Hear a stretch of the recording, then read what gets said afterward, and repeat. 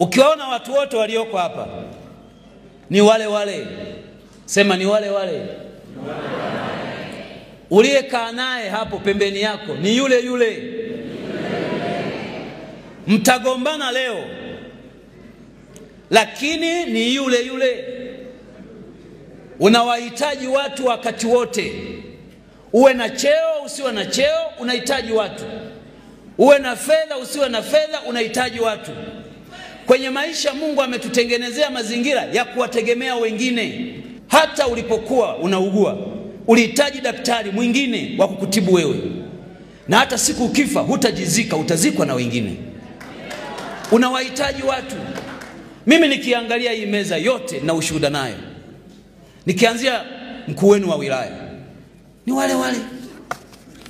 Ni wale wale. Sisi tukiwa umoja wa vijana, yeye makamu mwenyekiti wa umoja wa vijana taifa, tunajipanga, tunamsubiri kiongozi wetu na nyimbo tunamuimbia ni yule yule. Leo ni mkuu wa wilaya, mimi ni naibu waziri mkuu.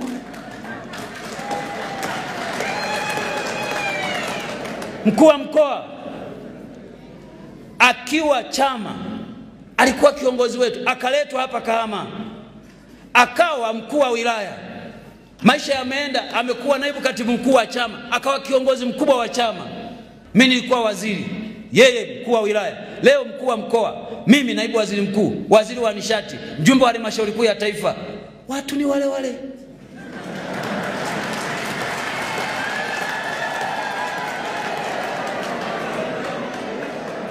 Niseme nini kwa Odilia huyu? Odilia alikuwa katibu wa vijana wilaya ya Geita. Mimi wakati ule nikiwa mwenyekiti wa jumuiya ya wazazi wa mkoa wa Geita. Baadaye maisha yamekwenda, ameletwa Bukombe, amekuwa katibu wangu wa chama. Baada ya muda ya Mungu mengi, kapandishwa cheo, kawa katibu wa mkoa, kaletwa Shinyanga. Leo yeye katibu wa mkoa, mimi niko hapa. Watu ni wale wale. Ningeweza kutaja kila mmoja naye mfahamu Mungu. Lakini kwa nini nasema hiki? Katika maisha usigombane na mtu, sababu kuna wakati utamhitaji. Kama kuna mahali una uwezo wa kumvumilia mtu aliyekuudhi, mvumilie, kwa sababu kesho utamhitaji. Mtaacha kugombana. Hiki chama kimewaleta pamoja. Kazi yenu ninyi muungane ndani ya chama, mkijenge chama. Msiruhusu mipasuko miongoni mwenu. Na kwa taarifa yenu, mkisikia chama tawala kimeanguka mahali kokote duniani, ugomvi ulianzia ndani ya chama chenyewe.